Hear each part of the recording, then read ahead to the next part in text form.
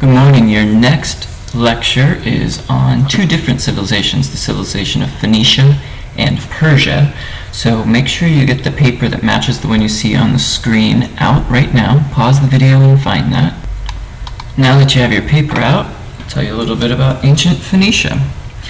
So Phoenicia was the civilization located north of the Hebrews. That country eventually becomes known as Israel, as we learned last time. Today that country is called Lebanon. And the other civilization that is near them is called the Philistines, which you might have heard of in the Bible.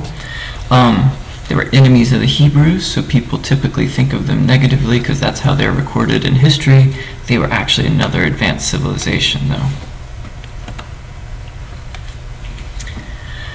The Phoenicians are important to us because they are the world's first great trade empire. They're traders. They sell things to other countries, other civilizations. The reason they are able to do this is they're also great sailors. There's a tree which you can see right here called a cedar tree, which is great. It's hard and very durable. And they are native to what today is Lebanon. Back then it was Phoenicia. So these guys are able to build better, more durable ships than everyone else. And they are going to be able to travel all around the seas and rivers nearby and start relationships, selling things to the other civilizations. One of the reasons they become sailors, the big one, is they aren't able to farm as well as the other civilizations, so they're going to have to buy food from other people. So they are going to start off sailing and trading with people, and eventually they are going to start colonies leaving their people behind all over the area around the Mediterranean Sea. If you look right here, you can see an ancient drawing of one of their ships. As you can see, it's got a mast with sails and oars for when the wind's not blowing, and it looks a lot like a modern ship. So all of this is going to be colonies of Phoenicia. As you can see, it sort of circles the Mediterranean Sea. Today a lot of it would be in Spain or Italy, and this part is North Africa. The most important and powerful of their colonies is going to be this city right here, Carthage. In the future, Carthage is going to become one of the two most powerful countries in the world, and we will study that in a few months. But that is probably the indication that Phoenicia was very powerful, is the fact that they are able to challenge the Roman Empire. Phoenicia is going to live in city-states like many of the other river valley civilizations we've talked about. So independent states that are all sharing the same culture. Now the first thing the Phoenicians are able to trade, because other people do not have it and it is better than what they have, is cedar, those trees that you saw a second ago. So cedar, C-E-D-A-R. The other thing they have is this special purple dye that comes from snails that only live in that part of the world. It's a very expensive dye. Only the royalty is allowed to wear it. That is why purple becomes a royal color. All the royalty in the ancient world are going to adopt this, and they are going to want this super special, rare purple dye. So the Phoenicians get rich selling cedar wood and this purple dye to everyone, on top of all the other things that they are able to trade. But the most important, I guess is the right word, certainly the most famous thing the Phoenicians do is they are the first people to develop an alphabet like we use. So they, before this, most of the people in that part of the world used cuneiform, the writing system from Sumer. But the Phoenicians are going to come up with the alphabet that we use today. So this alphabet is going to be converted into Greek and Latin by those civilizations, and then the Latin alphabet is what we use in our alphabet in almost every Western language. So all of Europe and North America and South America are going to end up using this type of alphabet.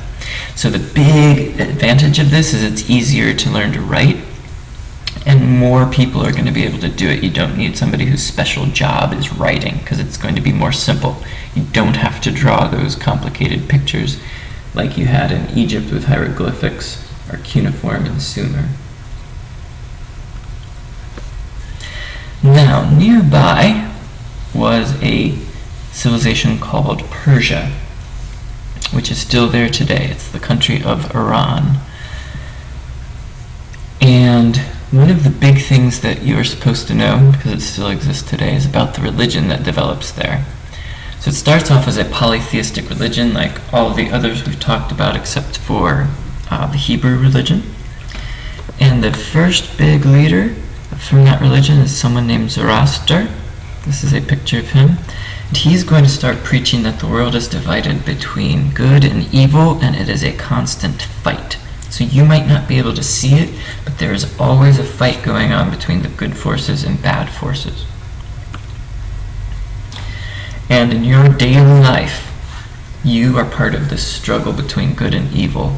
A good way to think of it is kind of like Star Wars, where there's a dark side and a light side. So every person has to choose, are you going to follow the God of good, or the light side of the world, or the spirit of evil, which is the dark side? Now, eventually, after Zoroaster is preaching long enough and people start following his ideas, this becomes a monotheistic religion, but it starts off polytheistic.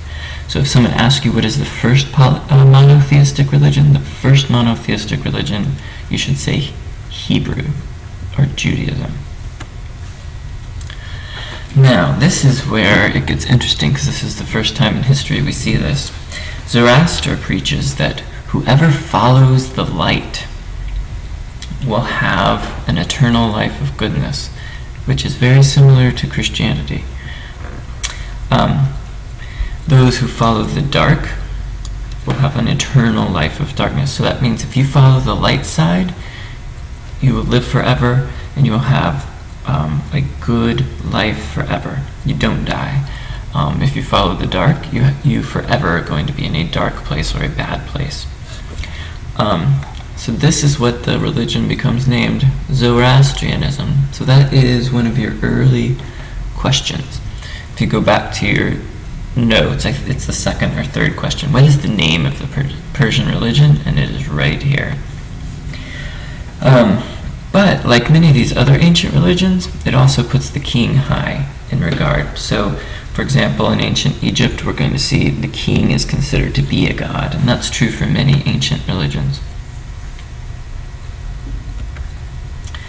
So, one of the big reasons we're talking about Zoroastrianism is there's still a few people who practice this religion today, but the bigger thing is the three main religions in the world today all have something in common with Zoroastrianism. Christianity and Islam have this idea that if you follow the good teachings, you go to heaven. If you follow the devil or the evil teachings, you go to hell. First time we see this is going to be with the Zoroastrian religion, and we believe that this is where the idea that hell is a fiery place comes from. Remember, the Hebrews are going to be next to these Persian people, so they certainly would have come in contact with them. And we think a lot of these ideas are going to cross to the Arabs and the Jewish people. Now, the last thing we need to talk about is the Persian government. They were a very advanced government for their time. They were called the Persian Empire, which means they took over lots of other people that were not Persian. So that means people probably didn't speak Persian. They certainly were not going to be practice Zoroastrianism. They'd have a different religion.